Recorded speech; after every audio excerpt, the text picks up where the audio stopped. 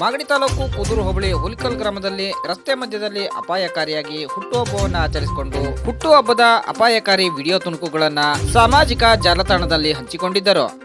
ಇತ್ತೀಚೆಗಷ್ಟೇ ರಾಮನಗರ ಜಿಲ್ಲಾ police ವರಿಷ್ಠಾಧಿಕಾರಿಗಳಾದಂತಹ K Santosh ಬಾಬುರವರು ರಸ್ತೆಯಲ್ಲಿ ಹುಟ್ಟುಹಬ್ಬ ಆಚರಿಸಿಕೊಳ್ಳುವವರ ವಿರುದ್ಧ ಸೂಕ್ತವಾದ ಕ್ರಮ ಜರುಗಿಸಲಾಗುವುದು ಎಂದು ಖಡಕ್ ಎಚ್ಚರಿಕೆಯನ್ನು ನೀಡಿದರು.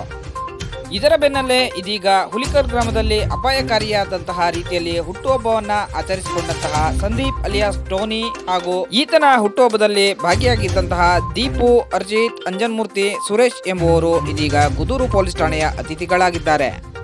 ರಸ್ತೆ ಮಧ್ಯದಲ್ಲಿ ಈ ರೀತಿಯಾಗಿ ಅಪಾಯಕಾರಿಯಾದಂತಹ ಹುಟ್ಟುಹಬ್ಬವನ್ನ ಆಚರಿಸಿಕೊಳ್ಳುವವರು ಇನ್ನು ಮುಂದಾದರೂ ಎಚ್ಚೆತ್ತುಕೊಳ್ಳಬೇಕಾಗಿದೆ.